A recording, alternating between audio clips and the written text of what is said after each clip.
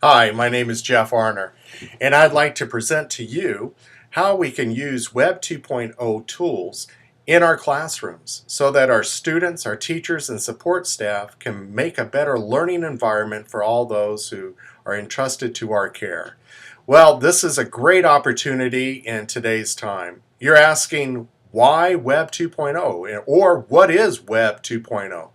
Well, usually in our past, what we've done is we have used computers in our classroom without access to the internet. We've had to buy programs or teaching tools where you had to use your own hard drive and open up programs by purchasing them.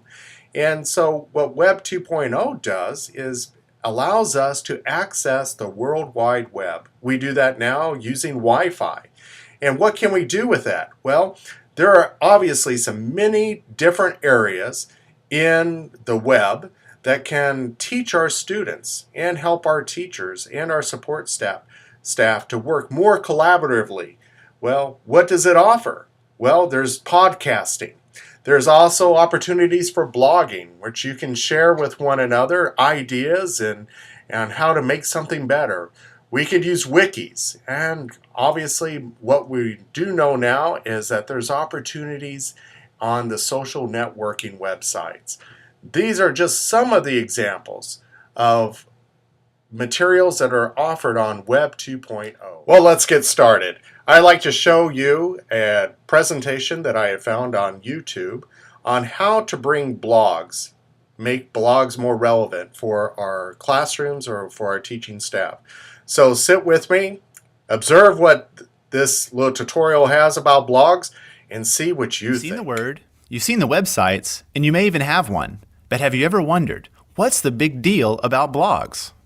This is Blogs in Plain English. To make sense of blogs, you have to think about the news and who makes it. We'll look at news in the 20th century versus the 21st century to make our point. In the 20th century, the news was produced professionally.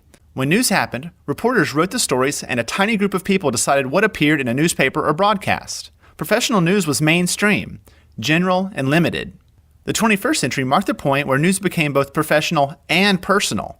A new kind of website called a weblog, or blog for short, came onto the scene that let anyone be a reporter and publisher, often for free. As blogs became popular, they created millions of news sources that gave everyone an audience for their own version of news. Of course, we're using the word news loosely, but really, isn't everything news to someone? With a blog, a business owner can share news about his business. A mother can share news about her family, or a sports star can share news with fans. These people are all bloggers. How did this happen? Well, blogs made sharing news on the web easy. Anyone with an idea can start a new blog with the click of a button and share news minutes later. Here's how blogs work. Blogs are websites that are organized by blog posts. These are individual news stories, like articles in the paper. Bloggers simply fill out a form like this one to post a new story. With the click of a button, the blog post appears at the top of the web page, just above yesterday's news. Over time, the blog becomes a collection of these posts, all archived for easy reference. Also, each blog post can become a discussion through comments left by readers. Blogs make the news a two-way street. But really, the fuss is not about how blogs work. It's about what people like you do with them that matters. Let's say you have a blog about green living and outdoor photography. It reflects your unique perspective. This helps you build relationships with your readers and other bloggers with similar interests. Speaking of relationships, bloggers often work together. In addition to comments, you'll read each other's posts, quote each other, and link your blogs together. This creates communities of bloggers that inspire and motivate each other. Whether it's their ease of use or the opportunities they offer, blogs have been adopted in a very big way.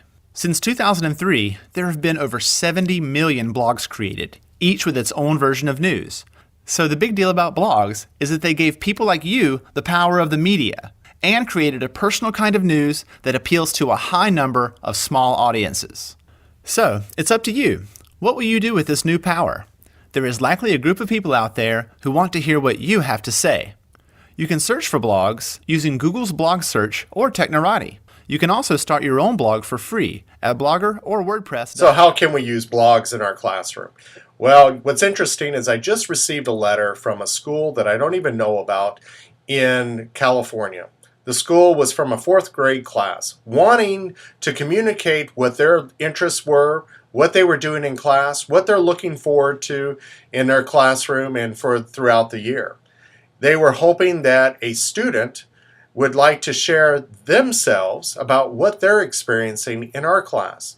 How are they excited, or what are they excited about for this coming year? What are their favorite interests? What do they like to do?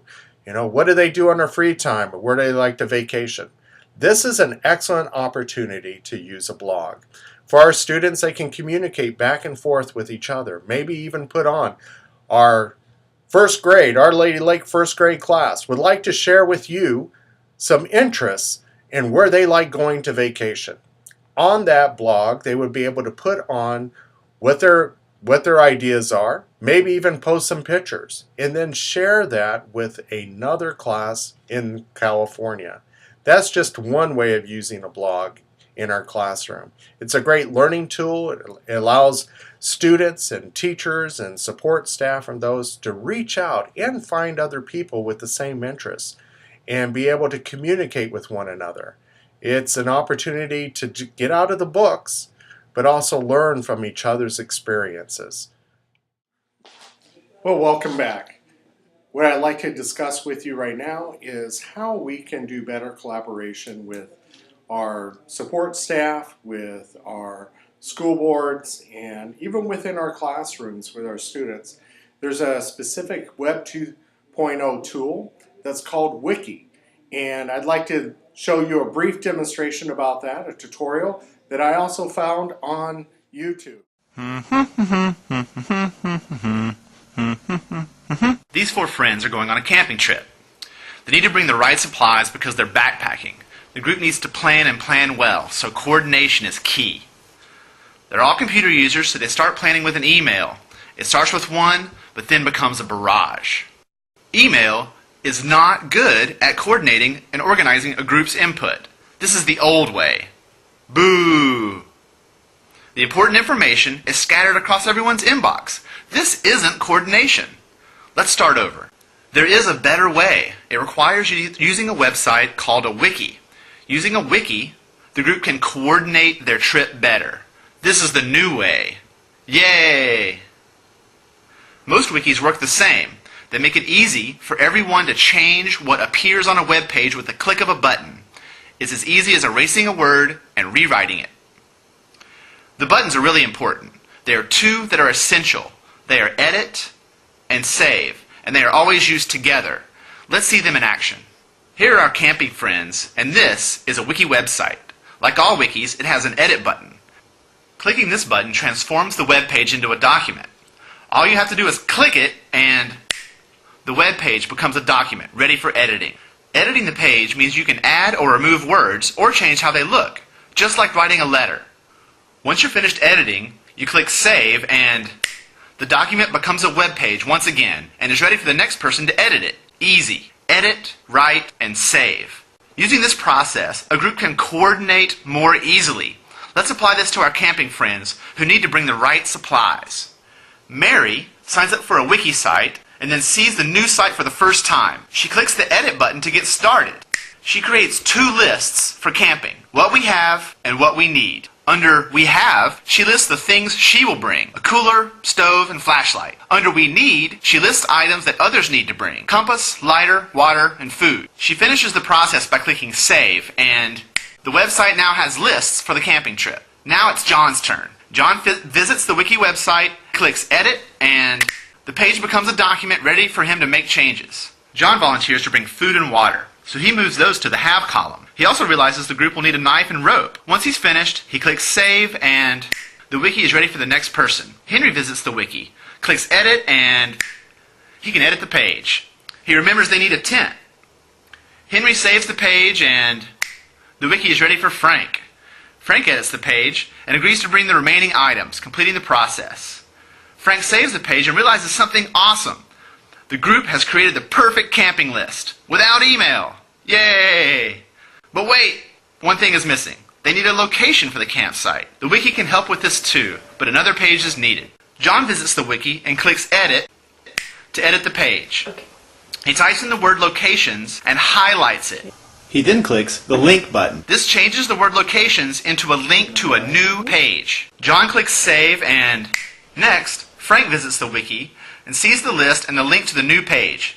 He clicks on the locations link and arrives at the new page. This new page enables the group to use the same edit, write, save process to coordinate locations. This process can be repeated over and over. These three buttons, edit, save, and link, make it possible to organize a great camping trip or create the world's biggest encyclopedia. You can sign up for your own wiki at these websites: PBWiki, WetPaint, or Wikispaces. I'm Lee Lefevre, and this has been Wikis in Plain English on the Common Craft Show. Well, welcome back. Well, as you can see, wikis can be used for a great number of possibilities, especially in the classroom. What comes to mind is that it's a great tool for problem solving. When you give a problem or a task to a group of students and have them work in a group, they can use the wiki to try to do their problem solving, try to bring in ideas, maybe some ideas that are missing from it that they can collaborate on and then work together. One of the ways that we are trying to use wiki in our support staff and with our board is we're trying to come up with new and innovative ways to bring Web 2000 into the classroom. And by doing that, we are working on a wiki ourselves.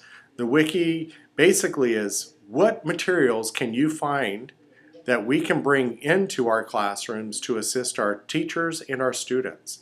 And this has a time period attached to it. The time period is 2 weeks. So each of the board members are to go to the wiki and come up with maybe links, some websites that they know of, or some materials or ideas that they have or they've seen used, and they would bring that to the wiki, and then when our next scheduled meeting together, we would bring all that material together with us and we would discuss those ideas. So that's just another idea of using wikis in the classroom. As you can see, Web 2.0 is a great resourceful tool, and there's many other ideas that are out there, many other tools that can be used. One of them is podcasts. Having your students develop a podcast to be able to put up on the website and maybe the school's website so that parents and other students from around can view what they have been doing. Also, as training tools, using a podcast as a training tool. So whenever you have new teachers or volunteers that come in and want to help in the classroom, you can assign them podcasts that they can view at their own time. And so they can do it at their own schedule. And that is also a great resourceful tool. I appreciate the time that you took to view this, and I hope that this is complete and needs to be. And I look forward to discussing any of these ideas with you in the near future. Thank you, and God bless you.